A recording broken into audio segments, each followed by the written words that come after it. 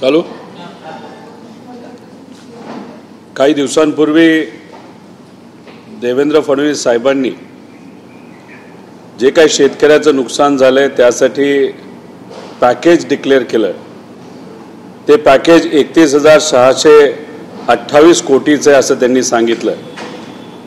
पण तुम्ही जर खोलात गेला तर हे सर्व आकडे फक्त लोकांना फसवण्यासाठी आहेत, हवेतले आकडे आहेत। कुठल्या तरी एका इंटरव्ह्यू मध्ये ते म्हणाले होते, नायक पिक्चर मधले नायक हा जो ऍक्टर आहे अनिल कपूर बनण्याचा त्यांचा मानस आहे, नाहीतर त्यांना आवडला असतं। पण हे आकडेवारी बघितल्यानंतर ज्या पद्धतीने हे सरकार सामान्य लोकांना फसवत आहे, नायक सोडा हे सरकार खलनायक आहे असं आपल्याला म्हणावं लागेल। खोलात तुम्ही जर गेलात तर एनडीआरएफच्या निकषाच्या अनुषंगाने शेतीला 6,175 कोटी रुपये, रब्बीसाठी अतिरिक्त मदत 10,000 म्हणजे 6,500 कोटी। त्यांनी सांगितलं असं होतं की आम्ही प्रत्येक एकराला अतिरिक्त 10,000 रुपये तिथं देऊ। एक तर आपण सर्वांनी समजून घेतलं पाहिजे की एनडीआरएफचे निकष हे सर्व राज्यांसाठी असतात। कुठल्याही राज्यामध्ये नुकसान झालं तर केंद्र सरकार एनडीआरएफच्या अंतर्गत मदत हे देतच असतं। आणि त्या अनुषंगाने आपल्या राज्यामध्ये 65 लाख हेक्टरचं जे नुकसान झाले त्यासाठी केंद्र सरकारकडनं एनडीआरएफच्या अंतर्गत हे 6,175 कोटी मिळतीलच। आणि 65 लाख हेक्टर नुकसान झाल्यामुळे हेक्टरी 10,000 हे 6,500 कोटी रुपये हे राज्य सरकारकडनं तिथं दिले जाणार। म्हणजे दोन्ही मिळलेले आकडे जर आपण बघितले तर 13,000 कोटी पर्यंत हा आकडा तिथं जाणार आहे। 11,000 विहिरी खराब झाल्या आहेत असा अंदाज आहे। म्हणजे त्याला 33 कोटी रुपये हे राज्य सरकारकडनं तिथं मिळणार आहेत। एक तर फुटाला 5,000 रुपये आपल्याला तिथं लागत असतात आणि 20-20 फूट तिथं गाळ गेला असेल तर 30,000मध्ये कोणाचंच काय होणार नाही। आपल्याला कमीत कमी राज्य सरकारकडनं 1 ते 1.5 लाख रुपये पर विहीर हे दिले गेले बाहेर, पण त्यांनी फक्त 30,000 रुपये दिले आणि त्यात 33 कोटी फक्त विहिरीसाठी मिळतील अशी अपेक्षा आहे। घरे किती बाधित झालेत तर 42,622 घरं ही खराब झालेली आहेत। आणि त्या अनुषंगाने तिथं 1 ते 1.5 लाख रुपये आम्ही देऊ असं त्यांनी सांगितलं, ते सुद्धा प्रधानमंत्री आवास योजनेच्या अंतर्गत। आताच प्रधानमंत्री आवास योजनेची खूप मोठी रक्कम ही देय आहे, लोकांना अजूनपर्यंत मिळालेली नाही। इथं आमच्या सगळ्यांची मागणी आहे, महाविकास आघाडी सरकारच्या काळामध्ये जेव्हा पूर परिस्थिती झाली होती कोकणात, सांगली, सातारा, कोल्हापूर, तेव्हा 1.5 लाख खात्यामध्ये आपण दिले होते। त्याच पद्धतीने ही रक्कम देणं अपेक्षित आहे। पण आपण समजून घ्या की हे जे काय आकडे मी तुम्हाला सांगतो 600 कोटी रुपये हे सरकार देईल असं आपल्याला जे वाटतंय, ते पूर्ण घरं डॅमेज झाली असतील तर, अर्धवट घरं डॅमेज झाले असतील तर त्यांना कमी रुपये मिळतील। त्यामुळे 13,000 रुपये सुरुवातीला जो आकडा मी तुम्हाला पिकाचा सांगितला तो 33 कोटी हे विहिरीसाठी, 600 कोटी रुपये हे घरासाठी आणि जनावरे, दुधाळ जनावरांसाठी 37,500 रुपये हे सरकारकडनं घोषित झालेत। त्यात 5,000 जनावरे ही बाधित आहेत, त्याचे 19 कोटी रुपये होतात। त्याच्याच बरोबर बैल याच्यासाठी 32,000 रुपये सरकार देणारे, 4,390 बैल हे बाधित आहेत तर 15 कोटी रुपये लागतील। म्हणजे दोन्ही मिळून आपण जर बघितलं तर कुठेतरी 35 कोटीपेक्षा जास्त निधी हा जनावरांसाठी लागणार नाही। खडून गेलेली जमीन 60,000 हेक्टर आहे, त्याला 47,000 रुपये पर हेक्टर सरकारकडनं तिथं दिली जाणार आहे। तो आकडा येतो 282 कोटी रुपये। आणि मनरेगाच्या अंतर्गत 3 लाख रुपये हे आम्ही देऊ असं त्यांनी सांगितलं, त्याचे 1,800 कोटी रुपये होतात। म्हणजे खरडून गेलेल्या जमिनीसाठी 2,000 कोटी रुपये हे सरकार आहे। पण आपण सर्वांनी समजून घेतलं पाहिजे की मनरेगाचे आतापर्यंत जी काय कामं महाराष्ट्रामध्ये झालेली आहेत त्याचे 3,000 कोटी रुपये अजून प्रलंबित आहेत. म्हणजे गेले एक वर्ष झालं तरी 3,000 कोटी रुपये अजून मनरेगाचे दिले नाहीत. त्यामुळे ही जी काही रक्कम सरकार मनरेगाच्या अंतर्गत देते ती मनरेगाच्या अंतर्गत न देता ती कुठंतरी डायरेक्ट शेतकऱ्याच्या अकाउंटला दिली पाहिजे अशी आमच्या सगळ्यांची मागणी आहे. त्याच्याच बरोबर मजूर तिथं काम करायला किती वेळ लावतील, मग ही जमीन भरण्यासाठी किती वेळ लागेल, 2-2 वर्ष तुम्ही जमीन जर भरण्यासाठी गृहीत धरत असताल आणि मनरेगाच्या अंतर्गत पैसा देणार असाल तर मग पुढचे 2 वर्ष शेतकऱ्याला शेतामध्ये काहीच लावायचं नाही असं कुठेतरी सरकार तिथं सांगतंय असं आपल्याला म्हणावं लागेल. त्यामुळे हे सगळे आकडे आपण जे एकत्रित केले तर हा आकडा 17,000च्या पुढे जात नाही. आणि याच्यात आपण काय म्हणतोय, 100% पीक जे जमिनीवर आहे ते बाधित झाले असं धरून हे आकडे आपण काढलेत. पण काही ठिकाणी 33%, काही ठिकाणी 40% ही आम्हा सगळ्यांना भीती वाटते. त्यामुळे हा आकडा 18,000 कोटीवर न जाता कुठंतरी 12-13,000 कोटीच्या आसपास हा जाईल अशी भीती आम्हा सगळ्यांना तिथं वाटते. आणि आम्हाला असंही कळतंय एनडीआरएफची अमाऊंट नाही तर जी काही पैसा आहे तो दिवाळीच्या आधी दिला जाणार. तो म्हणजे किती, 6,175 रुपये हे दिवाळी आधी दिले जातील आणि राज्य सरकारचा जो निधी आहे 10,000 पर हेक्टरी हा दिवाळीनंतर दिला जाणार. त्यामुळे इथं सुद्धा लोकांना कुठंतरी फसवलं गेलंय असं आमचं प्रामाणिक तिथं मत आहे. त्याच्याच बरोबर त्यांनी सांगितलं 10,000 कोटी रुपये आम्ही रस्त्याला देणार आहोत. अहो या सरकारला आम्हाला सांगायचंय 1,00,000 कोटी रुपये मराठी मध्यमवर्गीय कॉन्ट्रॅक्टरचे अजूनपर्यंत देय बाकी आहे. तर हे 10,000 कोटी रुपये द्यायचं तुम्ही जे म्हणत आहात ते तुम्ही कुठल्या अकाउंटच्या अंतर्गत देणार आहात, त्यासाठी कुठला निधी देणार आहात, कशा पद्धतीने हे काम होणार आहे. जर पूर्वीचंच देय हे जर कॉन्ट्रॅक्टरचं बाकी असेल तर नवीन काम हे कुणी घ्यायला तिथं तयार असेल का असंही आम्हा सगळ्यांना तिथं वाटतं. आणि त्याच्याच बरोबर ओला दुष्काळ हा जो जाहीर करा आम्ही याच्यासाठी म्हणत होतो की विद्यार्थ्यांची जी काय अकॅडमिक फी आहे ती देणं महत्वाचं आहे.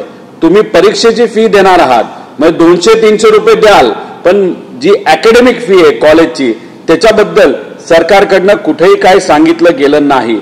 आणि सगळ्यात महत्वाची आणि मोठी मागणी जी आम्ही केली होती ती कर्जमाफीची. इलेक्शनच्या आधी तुम्ही शब्द दिला होता आम्ही कर्जमाफी देऊ, पण ते काय कर्जमाफी तुम्ही केली नाही. थातूरमातूर उत्तर देत आम्ही पुनर्गठन करू असं कुठेतरी तुम्ही सांगत असला तरी आमच्या शेतकऱ्यांची मागणी आहे की कर्जमाफी ही झाली पाहिजे. आणि शेवट सगळ्यात महत्वाचं कुठेतरी सरकारला आमची मागणी आहे आणि सांगणं आहे की शेतकरी जर आज अडचणीत असेल, शेतात जर आज पाणी असेल तर मग तिथे मजुराला शेतामध्ये काम करण्यासाठी जाता येत नाही. त्यामुळे शेत मजुराला पुढचे 6 महिने जगण्यासाठी कुठेतरी 26,000 रुपये हे प्रति कुटुंब दिले गेले पाहिजे असं आमच्या सगळ्यांचं तिथं मत आहे. त्यामुळे सरकारने जी काय घोषणाबाजी जे अतिवृष्टीमुळे झालेल्या नुकसानासाठी केली ती पूर्णपणे फसवी आहे असं आमचं मत आहे. शेतकऱ्याच्या तोंडाला फक्त पानं पुसली आहेत. या शेतकऱ्याला कशात गुंतून ठेवलंय तर कागदपत्रामध्ये गुंतून ठेवलंय, त्याच्यामध्ये अधिकाऱ्याकडे जा त्याच्यात कुठेतरी गुंतून ठेवले, आकडे फुगवून दाखवले, त्याच्यामध्ये स्थानिक स्वराज्य संस्थेचे इलेक्शन काढण्याचा प्रयत्न हे सरकार करतंय. पण हा प्रयत्न करत असताना सुद्धा कुठेतरी खलनायकासारखं हे सरकार वागतंय असं आमचं आणि लोकांचं तिथं मत आहे. आणि म्हणूनच येणारं जे अधिवेशन आहे ते अधिवेशन फक्त 10 दिवसाचं हे सरकार घेणार आहे. आमच्या सगळ्यांची मागणी आहे 3 आठवड्याचं अधिवेशन झालं पाहिजे. लोकांचं काय म्हणणे काय अडचणीत ह्या सरकारने ऐकून घेतल्या पाहिजे. त्या ऐकून घेतल्यानंतर त्याच्यावर अंमलबाजी सुद्धा तिथं झाली पाहिजे असं आमचं प्रामाणिक मत आहे. जेव्हा विरोधी पक्ष नेता होते देवेंद्र फडणवीस साहेब तेव्हा घशाला कोरड परुस्तर ते सांगत होते. कोविडच्या काळामध्ये आरोग्याची अडचण असताना सुद्धा सांगत होते 3 आठवड्याचं हे अधिवेशन झालं पाहिजे.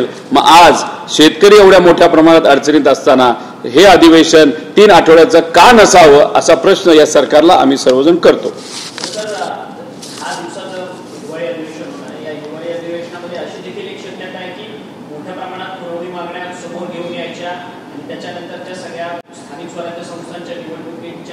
लाटेमध्ये या सगळ्याचा प्रचार प्रसार करत महायुतीचा झेंडा फडकवायचा अशा पद्धतीची देखील नाही, याच्यामध्ये रणनीती एक आहे. एक तर ह्यांनी जी काय काल घोषणा केली ती मोघम केलेली आहे, फसवी आहे आणि याच्यावर चर्चा नको.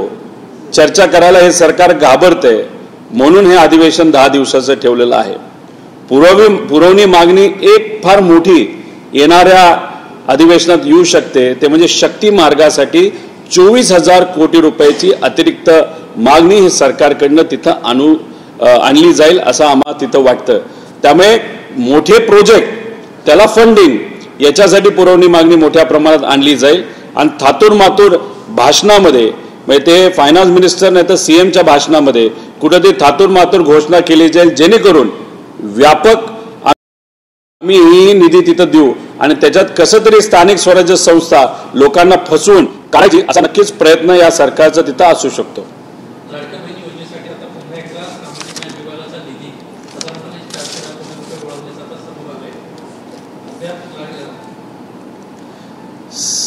जे काही सामाजिक न्याय विभाग आहे त्याच्या अंतर्गत जो समाज येतो त्यांना मदत करण्यासाठी हा विभाग काढण्यात आला होता. निधी पूर्णपणे त्या विभागाच्या अंतर्गत शिक्षण, आरोग्य, इन्फ्रास्ट्रक्चर याच्यासाठी वापरण्यासाठी हा निधी आहे. पण यांनी पळवाट अशी काढलेली आहे की या समाजाच्या ज्या महिला आहेत त्या महिलांना निधी महिला व बाल विकास विभागाच्या अंतर्गत देण्यापेक्षा इथं निधी कंपल्सरी आपल्याला द्यावा लागतो आणि मग तोच निधी आरोग्य आणि तिथं जे पोषक आहार याला देण्याऐवजी तिथं या समाजाच्या ज्या महिला आहेत तिथं तो वळवला जातो. मग कुठं ना कुठंतरी पळवाट काढली गेली आहे. पण याच्यामुळे तिथं असणाऱ्या लहान बालकांचं, इन्फ्रास्ट्रक्चरचं, त्या एसटी समाजाच्या लोकांचं खूप मोठं नुकसान हे होत आहे. अनेक योजनाला आज निधी नाही. त्यामुळे सरकार काय करतंय की फक्त आकड्याचा खेळ आणि शब्दाचा खेळ खेळतंय आणि याच्यातून हा निधी मोठ्या प्रमाणात जो वळवला जातोय. त्यामुळे खऱ्या अर्थाने या विभागाच्या अंतर्गत नाही तर या विभागावर अवलंबून असणारा जो पूर्णपणे एससी समाज आहे त्याचं न भरून काढणारं नुकसान हे इथं होत आहे. पण सरकारला न आजचं पडलंय न उद्याचं पडलंय, त्यांना फक्त काय पडलंय तर इलेक्शनचं राजकारणाचं पडलंय असं आपल्याला म्हणावं लागेल. आणि त्याच्याच बरोबर ही लाडकी बहीण योजनेमध्ये 26 लाख महिलांचं तर नाव कमी करण्यात आलं, पण त्याच्याच बरोबर अनेक अटीतटी आणल्यामुळे येत्या काळामध्ये अजून 25 लाख महिलांचं नाव कमी होऊ शकतं. इलेक्शन होऊन जाऊस तर हे सरकार काही करणार नाही, पण स्थानिक स्वराज्याचं इलेक्शन झालं ही योजना हे सरकार बंद तरी करू शकतं, नाही स्वतःच्याच एखाद्या कार्यकर्त्याला कोर्टामध्ये पाठवून तिथं कोर्टाच्या माध्यमातून याला स्थगिती सुद्धा आणू शकतं. त्यामुळे आज ज्या पद्धतीने सरकार वागतं त्याच्यावरनं एकच कळतंय की यांना ही योजना नकोय आणि का पाहिजे होती तर फक्त 2024चं इलेक्शन जिंकण्यासाठी पाहिजे होती.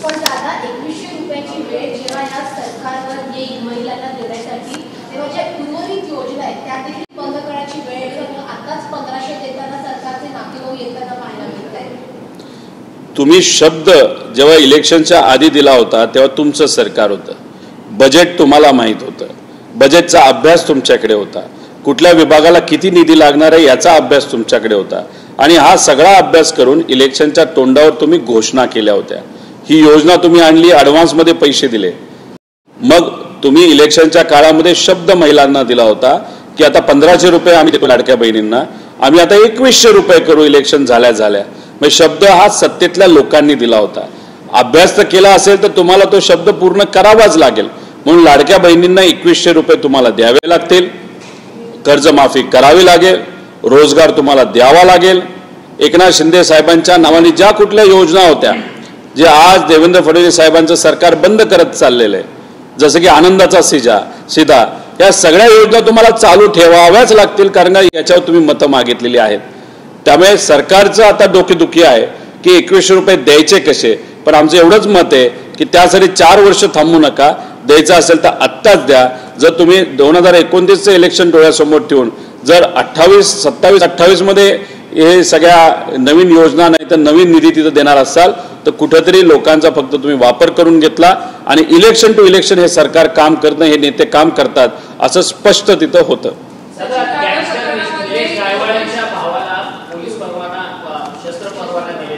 योगेश कदम यांनी खरं तर हा शस्त्र परवान्याच्या संपूर्ण प्रस्तावावरती मंजुरी दिलेली होती. पुणे पोलिसांनी शस्त्र परवाना देऊ नका अशा पद्धतीचा अहवाल असताना देखील त्यांना शस्त्र परवाना मिळालेला. एक तुम्ही सर्वांनी समजून घेतलं पाहिजे, निलेश गायवाळ हा जो मोठा गुंड आहे ते महाराष्ट्राचे आजचे जे सभापती राम शिंदे सर यांच्या फार जवळचे आहेत. त्यांनी राम शिंदे सरांना सांगितलं असावं अशी एक चर्चा आहे आणि राम शिंदे सरांनी हे योगेश कदम यांना डायरेक्ट तरी फोन केला असावा, चर्चा केली असावी, नाहीतर होम मिनिस्टर कार्यालयामधून एक दबाव हा राज्यमंत्र्यांवर आला असावा आणि त्या अनुषंगाने सचिन गायवाळ जो मोक्यात सुद्धा अडकला होता पूर्वी असं आम्हाला समजतंय, त्याला तिथं बंदुकीचा परवाना दिला गेला. आज छोटे मोठे व्यापारी जेव्हा SP ऑफिसला जातात, CP ऑफिसला जातात, त्यांना तिथं पिस्तूलचा नाही तर बंदुकीचा परवाना दिला जात नाही, त्यांना जरूरत असताना सुद्धा. पण मग एका गुंडाच्या भावाला सहजपणे तिथं जर बंदुकीचा परवाना देत असेल तर फार वरिष्ठ लेवलची लोक ह्याच्यामध्ये इन्व्हॉल्व असतील, ज्याच्यामध्ये होम मिनिस्ट्री सुद्धा आहे आणि होम मिनिस्टर स्वतः असू शकतात आणि सभापती राम शिंदे सर सुद्धा तिथं असू शकतात. म्हणजे ज्या गोष्टी सहजपणे गरीबाला सामान्य लोकांना मिळत नाही, जसं की पासपोर्ट, खोट्या नावावर पासपोर्ट दिला जातो निलेश गायवाळला, निलेश गायवाळ भारत सोडून बाहेर जातो आणि इथं विद्यार्थी आणि सामान्य लोक अनेक वेळा चक्रा मारून सुद्धा त्यांना पासपोर्ट मिळत नाही. त्याच्याचबरोबर अजून एक गोष्ट आपल्या सर्वांना सांगतो, निलेश गायवाळ जर कुठल्या एअरपोर्टवरनं लंडनला गेला असेल तर ते एअरपोर्ट आहे अहमदाबाद एअरपोर्ट. तिथं काही धाराशिवचे नेत्यांनी सुद्धा त्याला मदत केली, राम शिंदे सरांनी सुद्धा मदत केली, अशी लोकांमध्ये आता चर्चा आहे. आता होम मिनिस्टर साहेबांना विनंती करतो याच्या खोलामध्ये जावा, जे जे कोणी जबाबदार असतील त्या लोकांना तुम्ही तिथं पकडा. तिथं गौतमी पाटील गाडीत नसताना सुद्धा त्यांना उचलायची भाषा तुम्ही करता. आता या मोठ्या गुंडाला कुणी एवढा वरदास्त दिला की खोटा पासपोर्ट मिळतो, अनेक गुन्हे असताना सुद्धा इलेक्शनमध्ये मोठ्या नेत्यांच्या प्रचारामध्ये हा माणूस दिसतो आणि त्याच्याच भावाला सहजपणे पिस्तूल परवाना तिथं दिला जातो. म्हणजे बघा, हे सरकार सामान्य लोकांचं सरकार नाही, हे गुंडांचं सरकार आहे आणि कॉन्ट्रॅक्टरचं सरकार आहे. हे कुठंतरी आता परत एकदा सिद्ध होतं.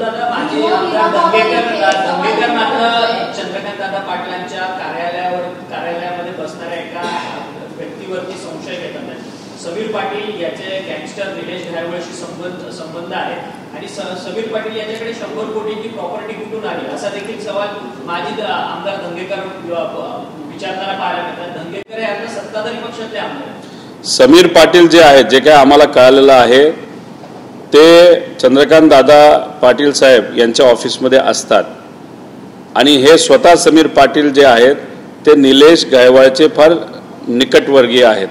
त्यांचे फोटो आहेत, बऱ्याच काही संभाषणाच्या क्लिप आहेत असं आम्हाला कळतं आणि अनेक वेळा जेव्हा निलेश गायवाळ अडचणीत आला तेव्हा समीर पाटलांनी त्यांना मदत केली अशी सुद्धा चर्चा लोकांमध्ये आहे.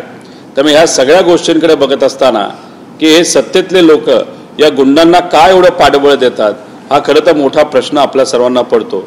आणि हा विषय फक्त इथंच नाही, पुणे शहरांमध्ये सुद्धा अशी काही गुंड आहेत, धाराशिवमध्ये काही गुंड आहेत, मराठवाड्यामधलं तर प्रकरण आपल्याला तिथं कराड यांचं माहितीच आहे की तिथं त्यांनी काय उत्मात केला, त्यांना सुद्धा पाठबळ हे सत्तेतलेच नेते तिथं देत होते. त्यामुळे कुठं ना कुठं तरी इथं आपण जर बघितलं तर जे गुंड प्रवृत्तीचे लोक आहेत त्यांना राजकारणामध्ये प्रवेश देणं असेल. अजून एक गोष्ट, निलेश गायवाळच्या विषयाच्या बाबतीत हिंगोलीचा एक नेता आहे, त्या हिंगोलीच्या नेत्यांनी सुद्धा या निलेश गायवाळला वेगळ्या वेगळ्या पद्धतीने मदत करण्यासाठी काही प्रमुख सत्तेतल्या नेत्यांची मदत घेतली असं सुद्धा बोललं जातं.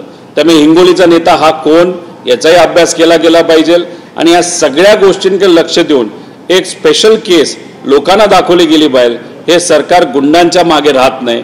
बघूया येत्या काळामध्ये काय होतंय.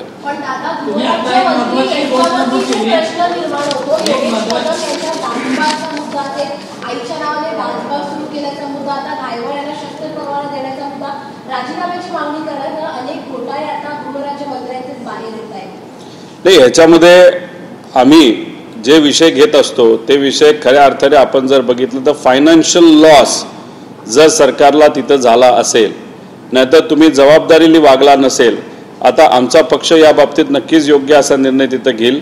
आम्हाला असंही कळतं की आजच्या दिवशी परब साहेब हे कुठेतरी एक प्रेस कॉन्फरन्स घेणार आहेत, त्यात बऱ्याच काही गोष्टी ते सांगणार आहे आणि आम्ही महाविकास आघाडी म्हणून एकत्रित आहोत. ते जे भूमिका घेतील त्या भूमिकेला पाठिंबा आम्ही सर्वजण नक्कीच देऊ.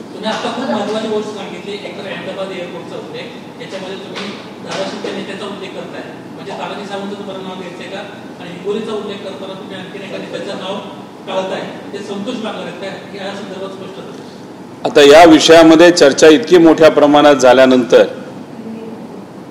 की हिंगोली जिल्ह्याचे संतोष बांगरचं नाव नक्कीच चर्चेत आहे, कारण त्यांचे फोटो हे अधिवेशनामध्ये निलेश गायवाड बरोबर दिसतात.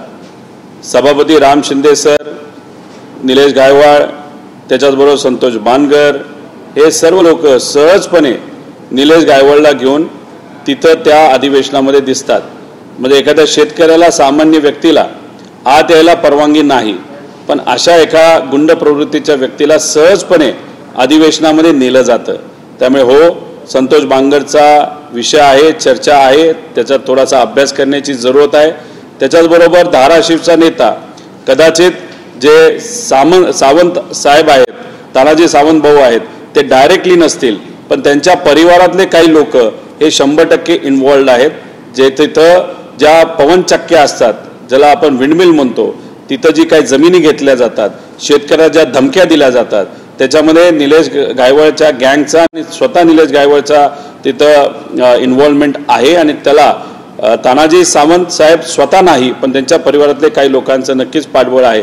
त्यामुळे एका व्यक्तीच्या पाठीमागे एवढे मोठे नेते तिथे उभे राहताना आपण जेव्हा बघतो तेव्हा समजतं की यांना गुंडागर्दीमध्ये इंटरेस्ट आहे. एवढ्या मोठ्या नेत्यांनी जर गरीब शेतकरी, कष्टकरी, युवाच्या पाठीमागे जर उभं राहिलं असतं आणि आमच्या महिला ज्या आज सुरक्षित त्यांना वाटत नाही या महाराष्ट्रामध्ये, त्यांच्यासाठी जर एखादी काय गोष्ट केली असती तर या सरकारला, या नेत्यांना आम्ही मान्य केलं असतं, मानलं असतं. पण दुर्दैव असं हे लोकांच्या पाठीमागे न राहता गुंड प्रवृत्तीच्या लोकांच्या पाठीमागे उभं राहताना आपण सगळेजण बघू शकतो.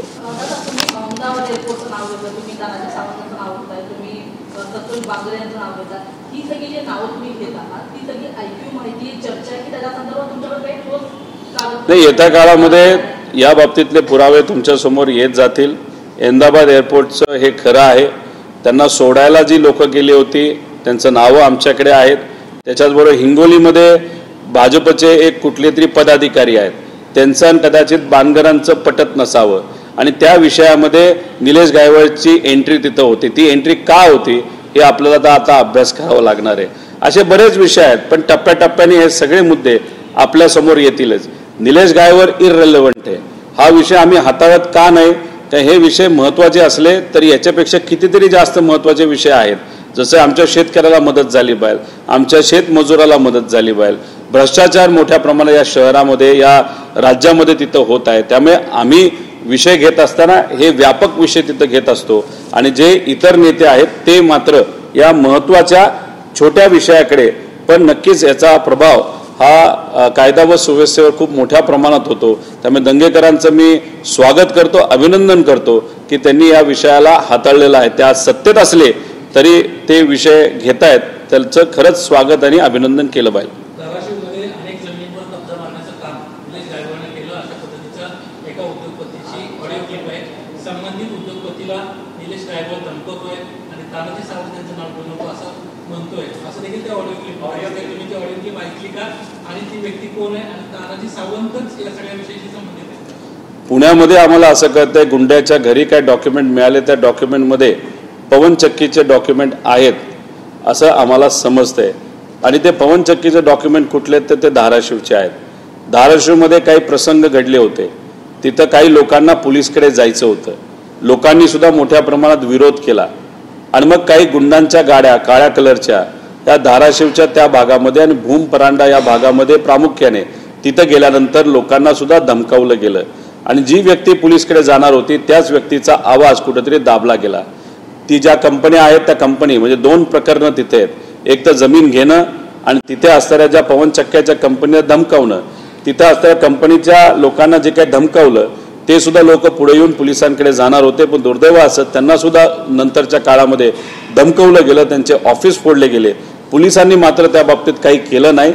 त्याच्यात खरं तर स्वतःहून पुढे येऊन जर तिथल्या एसपींनी पुढाकार घेतला असता नक्कीच त्याचा फायदा हा तिथं जी काही गुंडागर्दी वाढली ती कमी होण्यासाठी झाला असता. पण तिथं पोलीस प्रशासन कमी पडलं त्या काळामध्ये असं आपल्याला म्हणावं लागेल.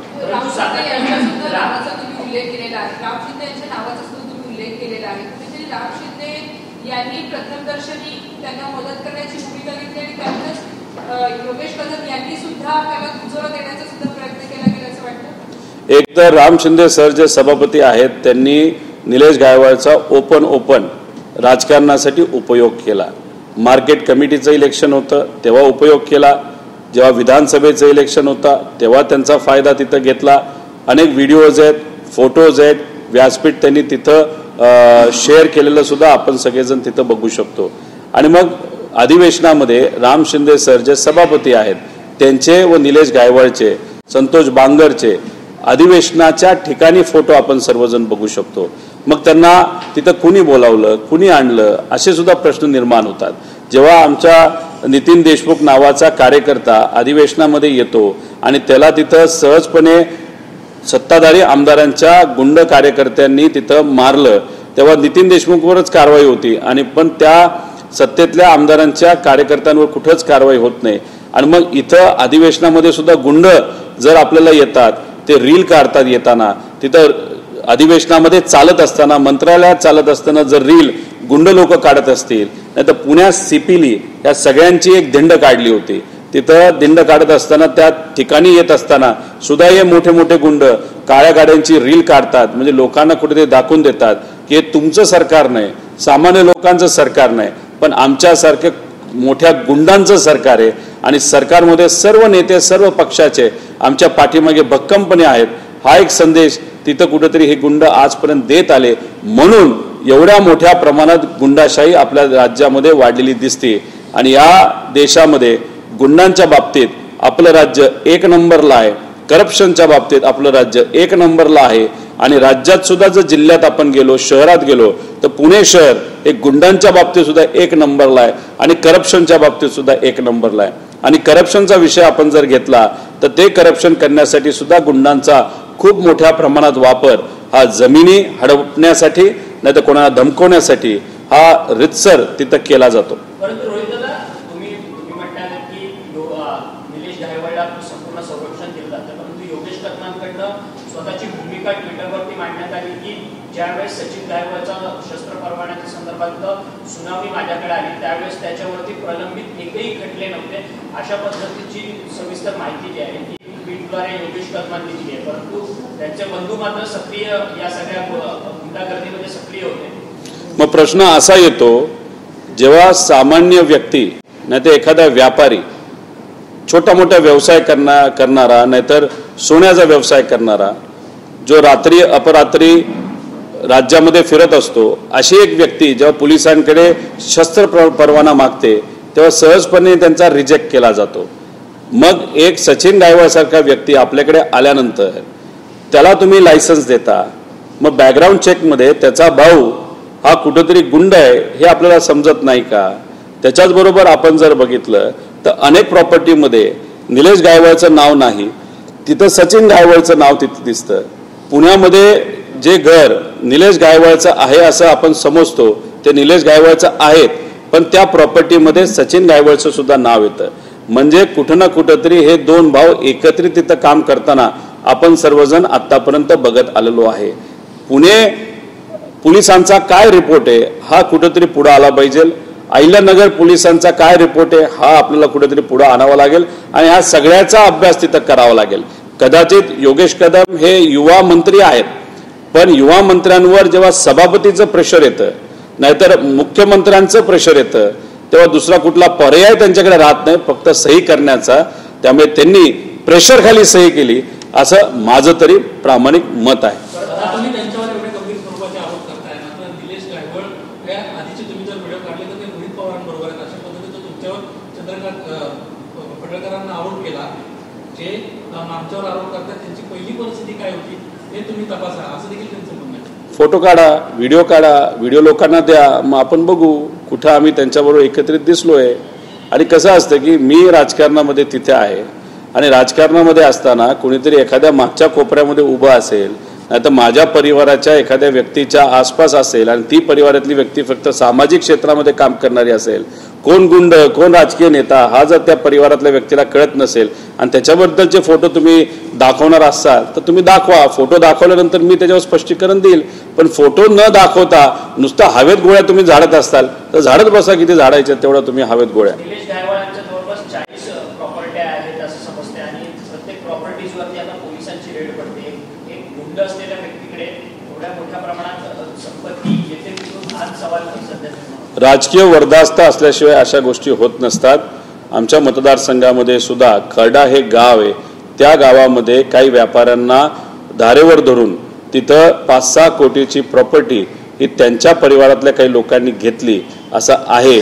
फक्त त्याच्यातले जे काही लोक आहेत स्थानिक मुद्दा असल्यामुळे आणि घराचा आणि आपल्या परिवाराचा विचार करत असल्यामुळे त्यातून कुणीही पुढे यायला तयार नाही.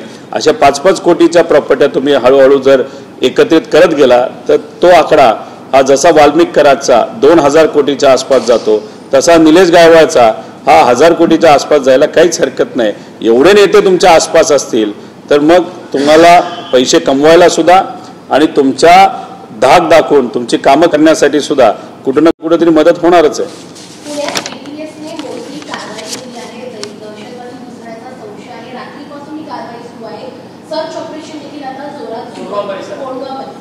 कोंढवा परिसरात आय लव्ह मोहम्मदचे बॅनर सुद्धा लागलेले होते. हा सगळा I love Mohammed I love महादेवचा वाद सुरू असतानाच कोंढवा परिसरात हे सगळं सर्च ऑपरेशन नाही. सर्च ऑपरेशन जेन्युइन असू शकतं, असेल तर ते योग्य पद्धतीने केलं गेलं पाहिजे. पण फक्त आता स्थानिक स्वराज्य संस्थेचं इलेक्शन येतंय म्हणून कुठेतरी आपण सर्च केल्यासारखं दाखवायचं आणि त्यातून काहीच बाहेर निघणार नसेल, नाहीतर साध्या लोकांना त्याचं काही घेणं देणं नाही अँटी टेररिझमशी, अशा लोकांना तुम्ही ताब्यात घेऊन फक्त इलेक्शन काढणार असतील तर योग्य नाही. जर सर्च राईट इन्फॉर्मेशन आपल्याकडे आल्यामुळे तुम्ही करत असाल तर आम्ही त्या बाबतीत काय बोलणार नाही. आम्ही टेररिझमच्या विरोधात आहोत. पण आता दुसऱ्या बाजूला आपण जर बघितलं तर I love Mohammed, I love Mahadev हे जे मुद्दे आता पुढे आणले जातात त्याचं प्रमुख कारण असं आहे की आज ग्रामीण भागामध्ये या सरकारच्या विरोधात एक लाट आहे. जी काय मदत सरकारने केली ती तुटपुंजी आहे, कुठेतरी लोकांना फसवलंय असं लोकांचं मत झालेलं आहे. आणि मग लोकांकडे जाऊन आपली चांगली मराठी मीडिया योग्य अशी माहिती महाराष्ट्रातल्या इतर लोकांपर्यंत, देशातल्या इतर लोकांपर्यंत घेऊन जात असल्यामुळे मीडियाचं सुद्धा लोकांचं सुद्धा लक्ष दुसरीकडे गेलं पाहिजे म्हणून I love Mohammed, I love Mahadev असे मुद्दे तिथं काढले जातात. नाहीतर एखाद्या राजकीय नेत्याला खालच्या लेवलला जाऊन दुसऱ्या राजकीय नेत्यांबद्दल बोलायला मुद्दामून सांगितलं जातं आणि त्यामुळे वातावरण हे कुठंतरी गढूळ होतं असं समज लोकांमध्ये आता झालेली आहे. सर, काल नवी आंतरराष्ट्रीय विमानतळाचं उद्घाटन झालं, परंतु या सगळ्या उद्घाटन प्रसंगी भाजपची छाप संपूर्ण त्या सगळ्या उद्घाटन सोहळ्यामध्ये पाहायला मिळत होती. कारण की मंचावरती देखील भाजपचे बहुतेक मंत्री उपस्थित होते. मित्रपक्ष असलेले राष्ट्रवादी काँग्रेस पक्ष आणि शिवसेना यांच्या मंत्र्यांना डावलण्यात आलं का अशा पद्धतीचा सूर जो आहे तो आता राजकीय वर्तुळात उमटताना पाहिला. नवी मुंबई आंतरराष्ट्रीय विमानतळाचं उद्घाटन आता खरं तर काल आपण जर बघितलं तर तिथे भाजपची छाप सगळीकडे दिसतच होती. मी पुणे शहरातून मुंबई शहराकडे येत असताना मध्ये नवी मुंबईचं शहर येतं. सगळीकडे फोटो आपण जर बघितले तर भाजपचेच पोस्टर मोठ्या प्रमाणात लागलेले आम्ही सगळेजण बघत होतो. आणि काल टीव्हीवर जेव्हा आम्ही सगळ्या गोष्टी बघत होतो तर नक्कीच भाजपची छाप ही कुठं ना कुठेतरी तिथं आपल्याला दिसत होते. मी खरं तर प्रधानमंत्री साहेबांकडे बघितलं, लगेचच तिथं मला मोदी साहेब दिसले, एक मोठे व्यावसायिक तिथं दिसले, थोडंसं लांब अजितदादा दिसले. पण एकनाथ शिंदे साहेबांना शोधता शोधता जरा मला खूपच एका बाजूला जावं लागलं आणि नंतर मग एकनाथ शिंदे साहेब तिथं मला दिसले.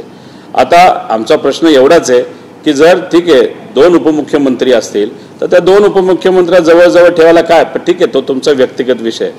आक्षेप आमचा दुसरा असा आहे की काल भाषण करत असताना आमच्या सगळ्यांची अपेक्षा होती, गोव्यामध्ये जेव्हा एअरपोर्ट नवीन बांधण्यात आलं होतं तेव्हा पर्रिकर साहेबांचं नाव भाषणामध्येच मोदी साहेबांनी घोषित केलं. काल दिबा पाटील साहेबांचं नाव तुम्ही भाषणात घोषित कराल अशी आमच्या सगळ्यांची अपेक्षा होती, पण दुर्दैवाने ती गोष्ट तिथं घडली नाही. आता लोकांमध्ये अशी चर्चा आहे, RSSला 100 वर्ष झाले असल्यामुळे RSSच्या विचाराचा एखादा पूर्वीचा नेता, त्या नेत्याचं नाव हे नवी मुंबईच्या एअरपोर्टला दिलं जावं अशी कुठेतरी चर्चा असल्यामुळे काल दिबा पाटील साहेबांचं नाव हे घोषित झालं नाही. आणि येत्या काळामध्ये कदाचित RSSच्या एका व्यक्तीचं नाव त्या एअरपोर्टला दिलं जाईल. आम्ही त्या गोष्टीचा विरोध नक्कीच करू, पण स्थानिक भूमिपुत्र या बाबतीत काय येत्या काळामध्ये निर्णय घेतात हे सुद्धा आपल्या सर्वांना बघावं लागेल. निलेश गायकवाड खरं तर मोठ्या आरोपी आहे, अनेक गंभीर स्वरूपाचे त्याच्यावर गुन्हे. अशा व्यक्तीला मुळात पासपोर्ट आणि मिळाला कसा, विजा मिळाला कसा, याचा एक मोठा प्रश्न आहे.